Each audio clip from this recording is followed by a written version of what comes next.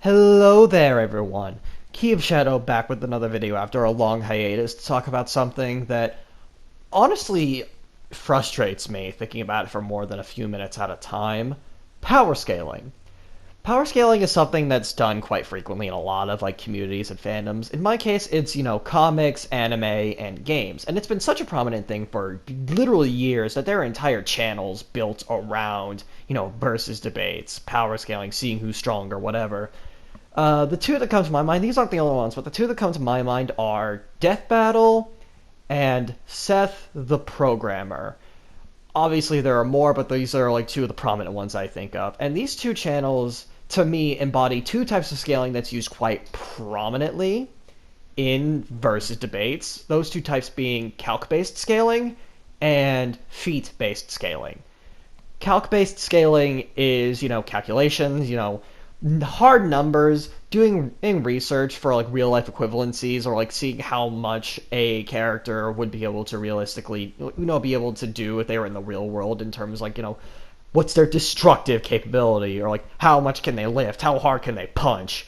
Whereas feat-based scaling, you can only use things that are expressly stated or expressly shown in the context or in the confines of wherever the character is from, whether it be something that the character has actually canonically done, something that the creator has said that the character can do, even if they didn't do it in their home series, or just something that is acknowledged as canon or realistic within the world that you are, that this character is taking place in.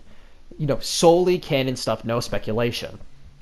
And while both of these types of scaling do have their merit in an argument, in a debate about what character is the strongest in a given context, they also both give enough wiggle room, just enough wiggle room for you to just make stuff up or pull stuff out of your ass to basically give you whatever side you're on, whatever side you're debating on, the advantage while giving the other side a disadvantage.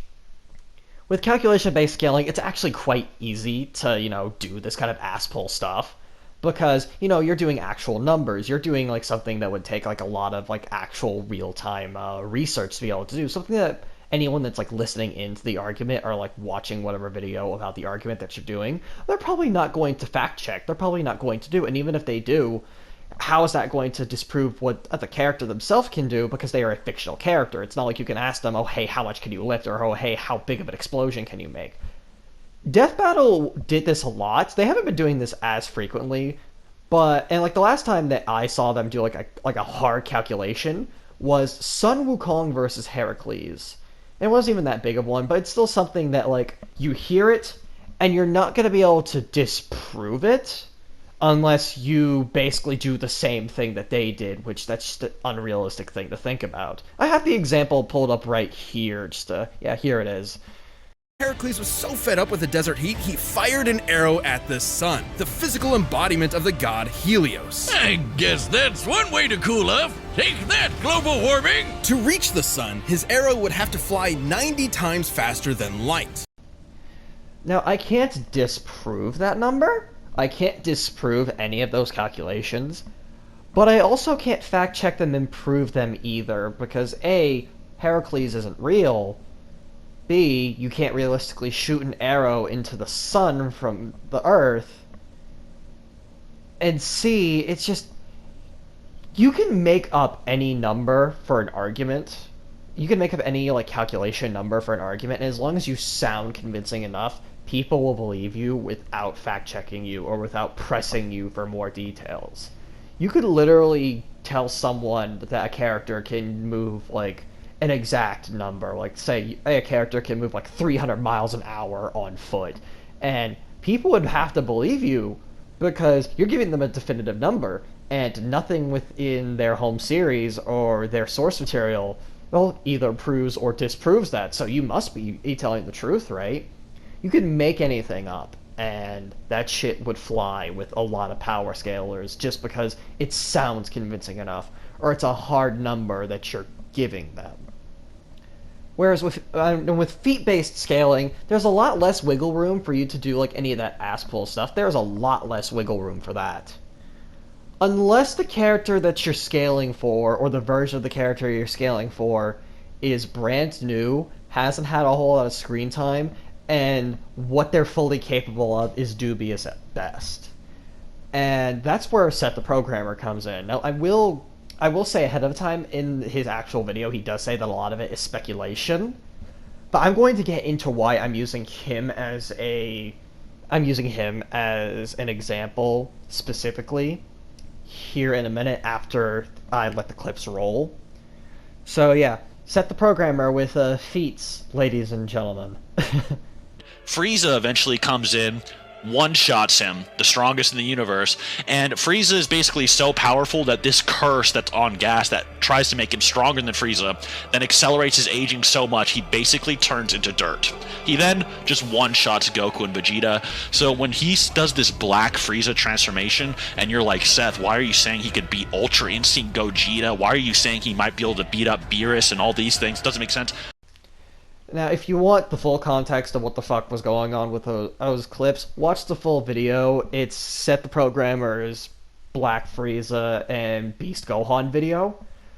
But I find it silly that we're trying to power scale versions of characters that we have very little information about. Now, you know, he said in that video, like, if you go to watch the video, he says that everything that he's saying is purely, like, hypothesis and speculation just as a result of the fact that we don't have, like, a lot of information on, like, Black Frieza or Beast Gohan.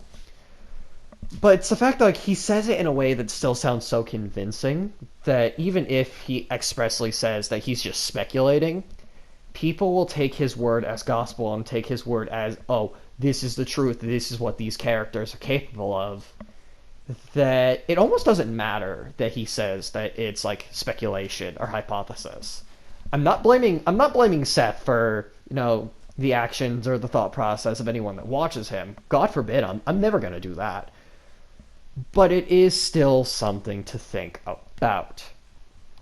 And it's also the fact that we're doing scaling and speculation for versions of characters that we have very little, if any, information about.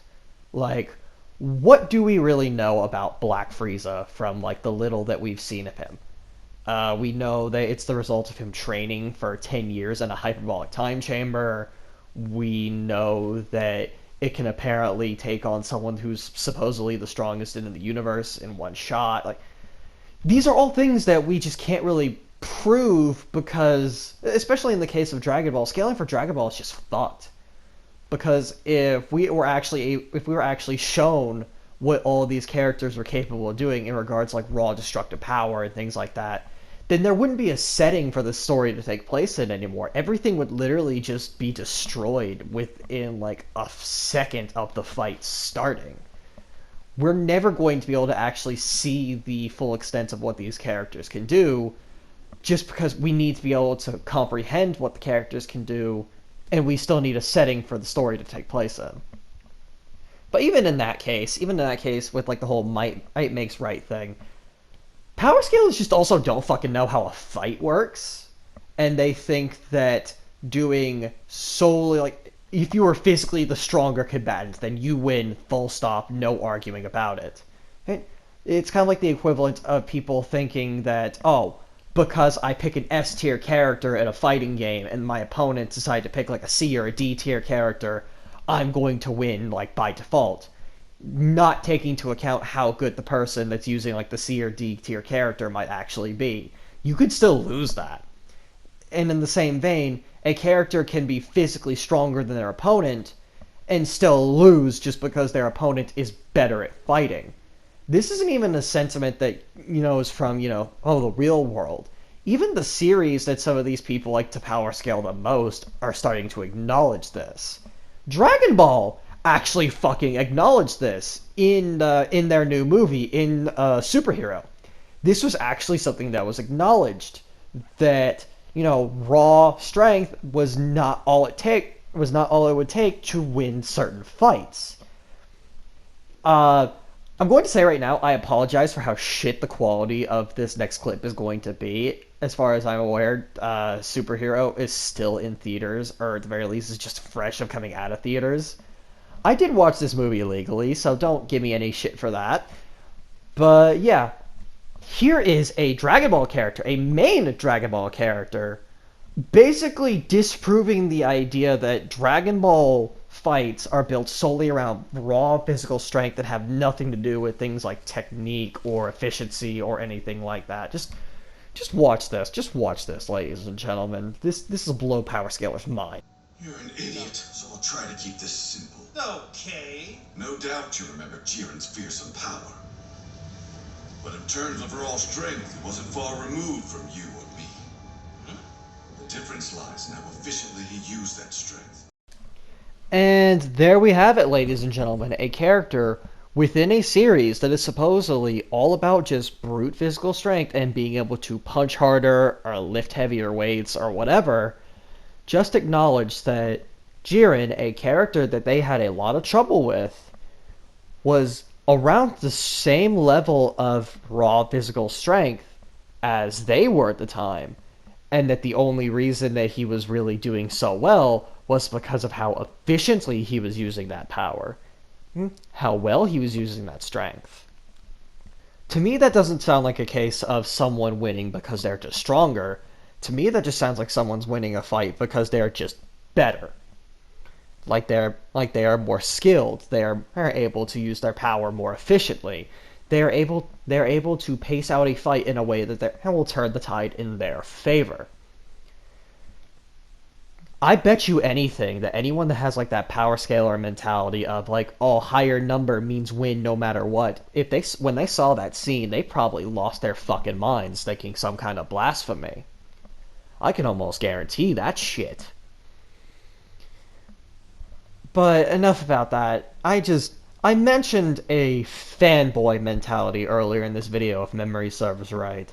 And if I didn't, then I'm gonna talk about it now, where like someone will go into an argument or a debate, power scaling wise, involving a character that they enjoy, and regardless of whatever evidence you show them to their character, you know, not being like hot shit, or not winning the fight, or not being as strong, or whatever, they will not accept that evidence. They will not accept it because that means that their favorite character is not going to win.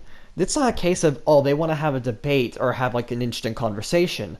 They just want to prove that their favorite character is better than someone else's favorite character. And they will do any ass pull that they can think of in order to meet that end. I've been involved in several of these, and if anyone involved with this argument that I'm about to reference is watching this video, I'm not trying to spark this argument again, but it's a damn good example of someone starting an argument over a fanboy mentality. The argument in question was started by a big Kingdom Hearts fan. A big Kingdom Hearts fan doesn't really seem to understand much, but a Kingdom Hearts fan nonetheless. And the argument was Sora from Kingdom Hearts versus Meliodas from the Seven Deadly Sins. Now, regardless of any evidence that this person was shown to Sora, not, soloing or low diffing this character, hell, regardless of the amount of evidence that showed that Sora loses this matchup, regardless of how much evidence that this person was shown, he would not accept it, and he would swear up and down that, oh, Sora wins, Sora solos, and he would even start giving Sora access to abilities that either he cannot do canonically, or things that he's done canonically, but he's only been able to do once at a very heavy cost.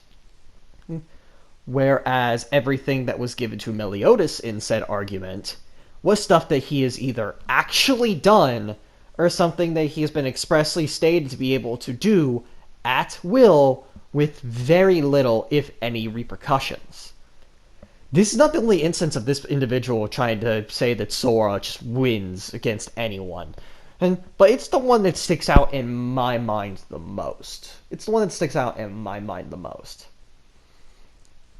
And it's a fanboy mentality that I have only ever seen from one other group of, fans. One other kind of fan group that exists out there. And that's comic book fans. Yeah, comic book fans. Like, how many times have you heard an argument where they say, oh, Superman solos all of fiction because he's Superman. And like, God forbid that you tell a Batman fan that he can't beat absolutely everyone in fiction if you just give him prep time. God forbid you tell a Batman fan that shit. You know? Like, so you have chosen death. Batman can beat Jesus Christ if you give him prep time. Shut the fuck up already, you goddamn goddamn Batman cocksucker. Oh, and the Dragon Ball fans too, just talking some shit like, they you know the fucking meme, talking some shit like, oh, Goku can solo all the fiction, he can surpass it. Shut the fuck up. All of you, just shut the fuck up. Comic book fans, shut the fuck up. Dragon Ball fans, shut the fuck up. The one friend that I got that's a Kingdom Hearts fanboy, shut the fuck up. Enough with this fuck-ass fanboy mentality. It's shit like this that makes people think that power scalers are the most toxic fucking part of any fucking community. And at this point, it's starting to look like that's the case, that they're becoming that. At least the very, like, loud and annoying power scalers. Because at that point, they're not power scalers. They're just dick riders. When you walk up to me and you tell me some shit like, oh, I think Batman can solo anyone if you give him prep time. Or, oh, I think Goku can solo fiction if you just give him enough training. That doesn't tell me anything that tells me any less of like, oh, I want to have a discussion about this character. And that tells me more of like, I want this character's dick in my ass. Like, that tells me I want to slurp up this character's cock for as long as I fucking can. I want to ride this character's dick until the sun rises. That's what you tell me when you tell me that shit. Without any fucking backing. Without any fucking feats to back it up. With you just saying that shit. Because you're a goddamn fanboy. That's all you tell me when you say that shit. That's all that I think of when you tell me that shit. I'm like, oh, my favorite character could beat anyone. That tells me that you just want to ride their fucking cock. That's all that I hear. And if you're going to try and sit here and tell me that that's not the case, then how about you actually try and sit down and have an actual fucking conversation with people when it comes to this shit. Instead of being the toxic fucking fanboy that you clearly are. Power scalers are toxic as shit when they get to that point, and power scaling as a whole is just so goddamn frustrating. And especially when you realize that none of these fights are gonna fucking happen anyways. So any conclusion or anything that anyone can say in these debates is just going to be speculation regardless. You're never going to have that instance of Goku actually fighting Superman canonically. Or you're never going to actually have that case of Batman fighting everyone and winning canonically. Like, you're never going to have that. So what the fuck does it matter? Why are you so passionate about this? Why are you so toxic about this? That you're going to even go as far as telling another person who just happens to be a fan of the thing that you're trying to fucking argue for that they should be ashamed to call themselves a fan just because they're not giving the main character, they're not giving your favorite character every goddamn thing under the sun to win a fight that you're having an argument about. I'm tired of this bullshit, y'all. This shit's pissing me the fuck off, and I hope y'all have a good fucking day.